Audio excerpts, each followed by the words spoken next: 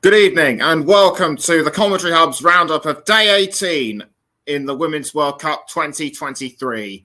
I'm your alternative host, Nicholas Jones, and today was the final day of the last 16 fixtures. Only 2 quarter-final spots remained, so let's see who grabbed them.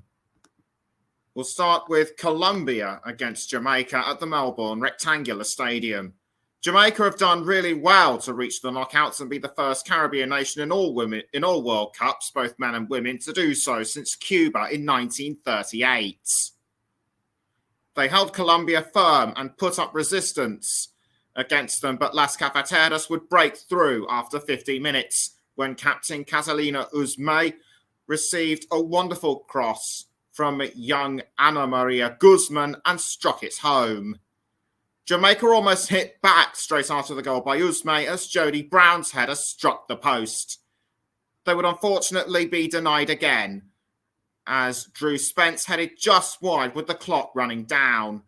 Colombia also had the chance to put the game beyond Jamaica's reach, but Linda Caicedo's efforts was halted by goalkeeper Becky Spencer, and not even Lecky Santos could add to their tally as she hit the post late on. But Colombia would hold on and they make the World Cup quarterfinals for the first time ever. And the next match, which was our featured one on the Commentary Hub, was France against Morocco at the Hindmarsh Stadium. Morocco may have impressed on their Women's World Cup debut, but they would be brought down to earth against a superior France side who are aiming for their 4th consecutive quarterfinals. Le Bleu ran rings around them, scoring 3 goals within 25 minutes. Khadijatou Diani headed a well-timed Sakina Karshawi cross to open France's account. Kenza Dali scored not long afterwards, and top scorer Eugénie Le Sommer went past 90 goals despite Morocco's Nesrine El Shad blocking Diani's earlier efforts. This caused Morocco's defence to fall apart, and their only chance came after the start of the second half. Ibtisam Jraidi was charging towards the goal like a train, but France keeper Pauline Perrault-Magnan derailed her opportunity and grabbed the ball. France would ultimately put the match to bed when Vicky Bayshaw's cross sailed towards Eugénie Le Sommer, who was in the right place at the right time to head the ball in. Both her goals and the fact that she now has 92 and a France shirt to her name were the reasons why I named her as my player of the match, as sponsored by Commentary Services. With the last 16 games done and dusted, we now turn to the quarterfinals, which will be played across Friday and Saturday, and I will be giving my personal opinion on each of them. Spain will face the Netherlands. Japan take on Sweden, France will be up against Australia, and England's quarter-final opponents will be Colombia.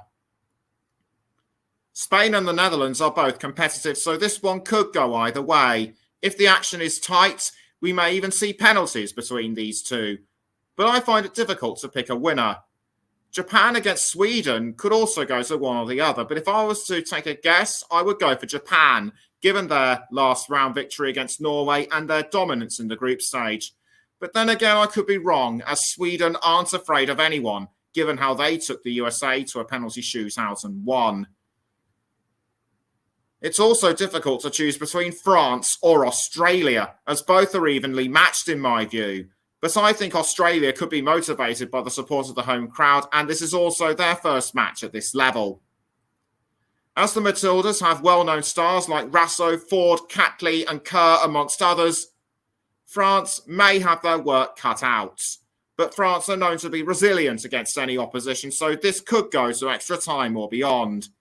England may have a tougher test against Colombia, given their almost shaky performance against Nigeria, and the sending off of key player Lauren James will not have helped their confidence either.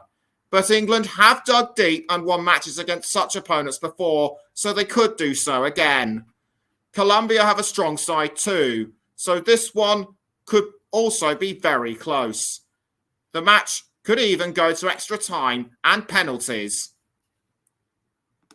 Our featured quarter-final match will be England against Colombia, so can the Lionesses make the semi-finals for the third time running? Join me on Saturday when I will be bringing you the pre-match build-up and everything on the pitch as it happens across the TC Hub. Trust me, this is a game not to be missed. Good night.